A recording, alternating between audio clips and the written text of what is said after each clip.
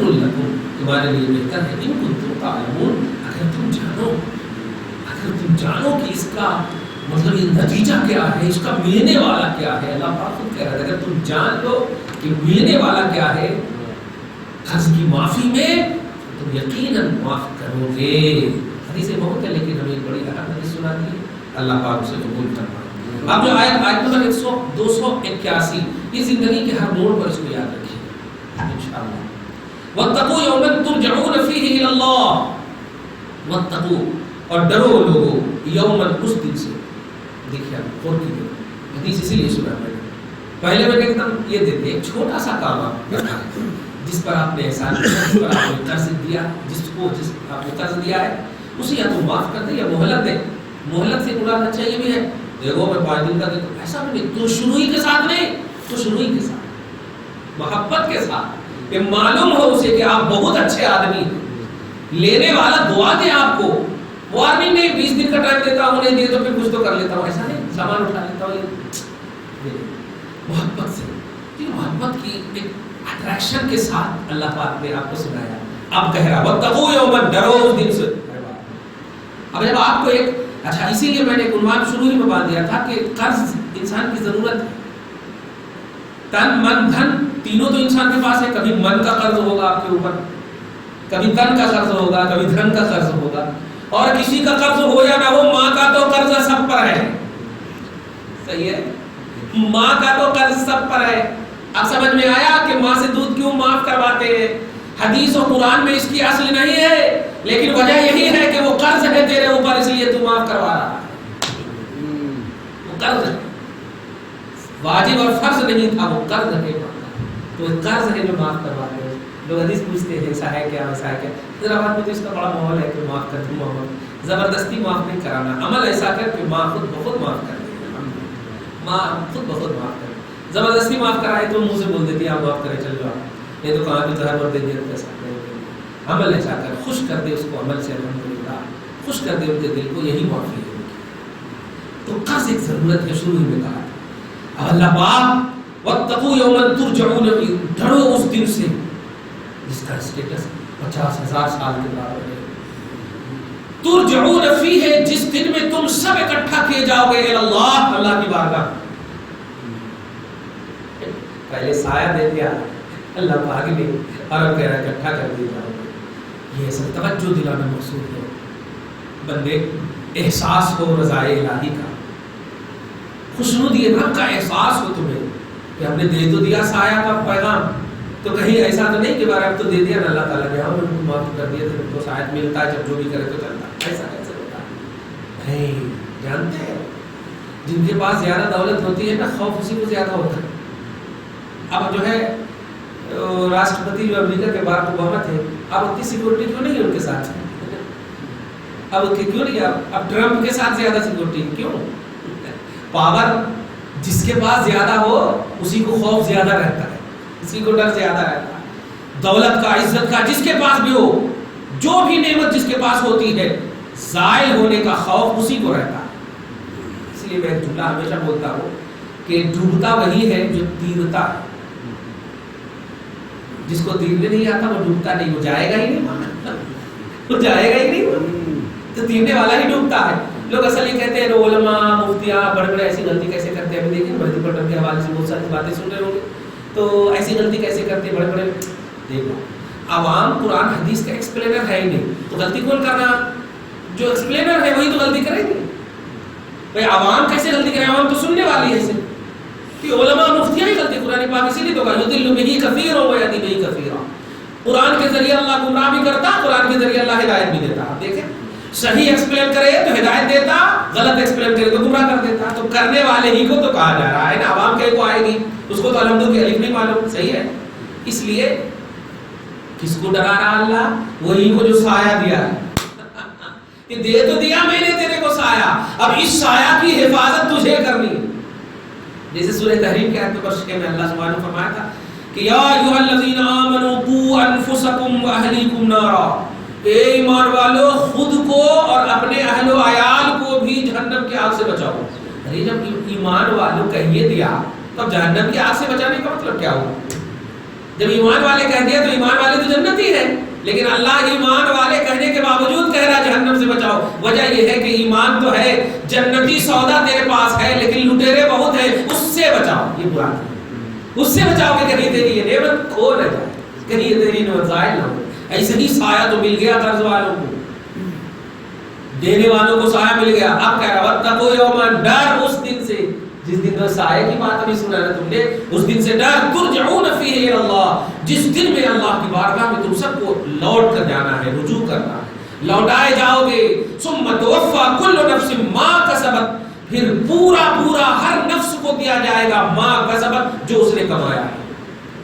جو بھی کمائے تاریکی میں, خلوت میں, جلوت میں, جو بھی کمائے, تم ہماری آنکھ سے چھپ سکتے ہو, ہمیں تم ٹوپی اور جبہ دکھا کر کے بتا سکتے ہو کہ ہم نمازی حاجی غازی ہیں, لیکن سنو تمہارا ضمیر جو ہے وہ ہم نہیں جانتے, وہ اللہ پاک جانتا ہے.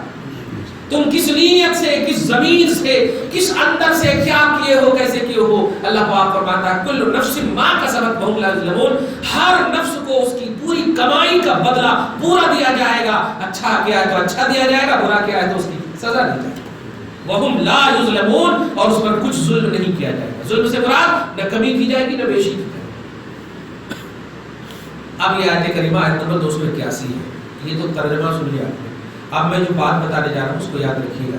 یہ آیت کریمہ 281 آیت نمبر 281 جب نازل ہوئی, یہ نازل ہونے والی آیتوں میں, قرآنی آیتوں میں سب سے لاسٹ آیت کریمہ, سب سے لاسٹ آیت کریمہ یہی نازل ہوئی. جمہور مفسرین کی یہی رائے ہے. جمہور مفسرین مطلب میجورٹی تفسیر کرنے والوں کی یہی رائے ہے. جب یہ آیت نازل ہوئی تو حضور علیہ الصلوۃ والسلام 22 دن تک دنیا میں تشریف فرما رہے ظاہری طور پر. ایک روایت میں ہے کہ 7 دن تک رہے, سمجھ رہے آپ, مختلف روایت ہے. تو جب یہ آیت نازل ہوئی تو اس کے بعد پھر کوئی بھی آیت نازل نہیں ہوئی. اب جو میں بتانے جا رہا ہوں کہ واتقوا یوما ترجعون فیہ الی اللہ, سورہ بقرہ کی آیت نمبر 281 یہ آیت نازل ہوئی. توجہ سنیے گا. اب سورہ مائدہ کی آیت نمبر 3 اللہ سبحانہ اس میں فرماتا ہے الیوم اکملت لکم دینکم واتممت علیکم نعمتی ورضیت لکم الاسلام دینا. آیت نمبر 3 میں عرفات کے میدان میں مصطفیٰ جان رحمت صلی اللہ علیہ وسلم ہے, صحابہ کرام کا تمام مجمع ہے, پورے صحابہ ہیں. حجۃ الوداع کا موقع ہے, آخری حج کا موقع ہے. آقا علیہ الصلوۃ والسلام اس وقت ارشاد فرماتی ہے, آیت کریمہ نازل ہوئی. بخاری وغیرہ میں بڑے پس منظر ہے, مگر بس یہ بتا رہا ہوں الیوم اکملت لکم دینکم واتممت علیکم نعمتی ورضیت لکم الاسلام دینا. اے حبیب اعلان کر دیجیے کہ آج میں نے تمہارے لیے تمہارا دین مکمل کر دیا. آج میں نے تمہارے لیے تمہارا دین مکمل کر دیا. آگے چھوڑیے کیا ہے کیسے, تمہارے لیے تمہارا دین مکمل ہو گیا. یہ کہاں پر فرما رہے ہیں؟ عرفات کے میدان, سورہ مائدہ. اس آیت کریمہ کے ذریعے سے توجہ سنیے گا, امت کا ایک طبقہ اس طرف جا رہا ہے کہ جب ان مطلب یہ کہ قرآن میں اعلان ہو چکا کہ دین مکمل ہے, تو یہ اسلام میں ایڈیٹنگ کیسے؟ اور ایڈیٹنگ کا مطلب جیسے میلاد ہے, 11ویں ہے, 12ویں ہے, فاتحہ ہے, نظر نہیں نیاز ہے, یہ سب ایڈیٹنگ ہے اس لیے کہ یہ تو نبی نے نہیں کیا, صحابہ نے نہیں کیا, اور نبی اعلان کر رہے ہیں کہ میں نے دین مکمل کر دیا, اللہ کی طرف سے وحی اتر گئی ہے, عرفات کا مقدس میدان. سوال بالکل اپنی جگہ پر مسلم ہے, لیکن یہ سوال نگیٹو فکر پر ہے. سوال اگر پازیٹیو فکر میں ہو یہ سوال تو آٹومیٹک اس کا جواب ملے گا. کیسے؟ کہ دین مکمل ہو گیا, اور دین کی تکمیل کا جو انسائکلوپیڈیا ہے وہ قرآن ہے. وہ کانسٹیٹیوشن جو ہے, دین کا جو قانون ہے, لا ہے, وہ قرآن ہے. سمجھ رہے آپ؟ اب یہ آیت کریمہ جو سورہ مائدہ کی آیت نمبر 3 نازل ہوئی, اس میں دین کے مکمل ہونے کی آیت نازل ہوئی, اور رسول پاک حجۃ الوداع کے موقع سے نازل کر. اور حج جو ہے یہ ذی الحجہ کا موقع, رسول پاک تشریف لے جائیں گے کب؟ ربیع الاول شریف میں. چشمے عالم سے چھپنے والے ہیں ظاہری طور پر ربیع الاول شریف میں. اس کا مطلب ذی الحجہ کے بعد محرم ہے, پھر سفر ہے, تقریباً 2.5 مہینہ. اور یہ آیت کریمہ اترنے جب اتری تو کتنے دن تک ابھی رہے بتایا میں نے؟ 22 دن تک یا 7 دن تک. تھوڑی دیر تک چپ ہوتا کہ دماغ پورا آ جائے. 22 دن تک یا 7 دن تک اس آیت کے اترنے کے بعد رہے. اس کا مطلب یہ ہوا الیوم اکملت لکم کی جو آیت ہے, دین کے کمپلیٹ ہونے کی جو آیت ہے, وہ 2.5 مہینہ پہلے اتری ہے. سمجھ رہے آپ؟ اور یہ آیت کریمہ اس 2.5 مہینے کے پہلے کے اترنے کے بعد اتری. کچھ سمجھے جملہ؟ دماغ حاضر اگر نہیں ہے تو ایک جملہ بول دیں. یعنی سب سے لاسٹ آیت کریمہ جب یہ اتری اور یہ آیت قرآن میں ہے اور قرآن لا ہے، قانون ہے، تو سوال یہ ہے کہ دین جب مکمل 2.5 مہینہ پہلے ہو گیا تو اس آیت کریمہ کو اتارنے کی وجہ کیا ہے؟ اس آیت کریمہ سے کون سا قانون ملا؟ اس آیت کریمہ سے کیا امت کو ملا؟ کیونکہ دن تو جب مکمل ہو گیا تو پھر یہ آیت اتری کیوں؟ اور جب بھی کوئی آیت اترتی ہے تو وہ قانون بن کر اترتی ہے. اللہ پاک فرماتا ہے کہ ما ينطق عن الهوى ان هو الا وحی یوحى.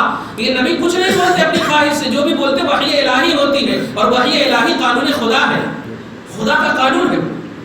تو 2.5 مہینہ پہلے دین کے مکمل ہونے کا اعلان، نوٹ کیجئے، اور 2.5 مہینے کے بعد لاسٹ آیت کریمہ اتری. تو اب سوال ہے کہ اس ایڈیٹنگ ان اسلام، اس آیت کریمہ کو 2.5 مہینے سے پہلے اگر اترتی تو ہم کہہ سکتے تھے کہ قرآن میں تو سب کچھ آ ہی چکا ہے. یہ آیت کریمہ ایڈ ہی کرنا پڑے گا نا مکمل دین میں، مکمل دین میں ایڈ ہی کرنا پڑے گا. سوال سمجھ رہے نا؟ اب ہم ایڈ کیوں کریں؟ اللہ پاک نے اتارا اور آج تک ہے آیت نمبر 281.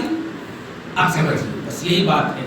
ہوتا کیا ہے کہ نگیٹو فکر میں اگر سوچیں گے تو پھر کبھی بھی نہیں. اور ایسے ہی یہ اس لیے قرآن پاک میں وہ تو 1-2 آیت لائے نا، 48 آیت کریمہ ایسی ہے ہماری کتاب الوسیلہ میں. 48 آیت کریمہ میں ایسی ہے جس میں یہ بتایا گیا ہے کہ نبی کو پاور نہیں ہے، یہ ایسے ہے وہ ویسے ہے. نبی کو پاور کا مطلب یہ کہ اللہ کے علاوہ کسی کو نہیں، کسی کو نہیں، کسی کو نہیں، کسی کو. ایک آیت کی بات کر رہے ہیں ہم، 48 آیت بتا رہے ہیں، لیکن یہ 48 آیت کریمہ کا مصداق، اس کی تفسیر کیا ہے وہ دیکھنا ہوگا. یہ نگیٹو آیت کریمہ کا پس منظر اور بیک گراؤنڈ کیا ہے دیکھنا ہوگا. کیونکہ ایک چھوٹی سی مثال آپ کو بتاؤں، سورہ جن کی آیت نمبر 26 میں اللہ سبحانہ فرماتا ہے کہ غیب کا علم صرف مجھے ہے، اور اسی آیت نمبر 27 میں فرماتا ہے کہ میرے حبیب کو بھی. اب آپ غور کریں، آیت پڑھو، عالم الغیب فلا یظہر علی غیبہ احدا. وہ عالم الغیب فلا یظہر علی غیبہ، اپنے غیب پر کسی کو، احد بنے کسی کو بھی مطلع نہیں فرماتا ہے، کسی کو بھی اطلاع نہیں دیتا. الا من ارتضی من رسول، مگر جس کو چاہ لیتا ہے رسول میں سے اسے عطا کر دیتا. آپ بتائیے وہی پر. تو اگر آپ صرف نگیٹو آیت پڑھیں گے تو پھر وہ پوزیٹو بھی تو ہے قرآن میں. یہی اسی کو یہودیت کہتے ہیں. اب ون سائڈڈ میں سوچئے، توحید اور رسالت دونوں ہمارا ایمان. توحید کو اتنا بلند نہ کر دیجئے، دیکھیے گا اتنا بلند نہ کر دیجئے کہ خود توحید کرنے لگے کہ تو ٹارگٹ سے ہٹ رہا ہے. لا الہ الا اللہ محمد رسول اللہ، یہ ہے ایمان. تو آپ کو توحید کے اعتبار سے بھی اس کی شان کو برقرار رکھنا ہے اور رسالت کی بھی شان کو برقرار رکھنا ہے.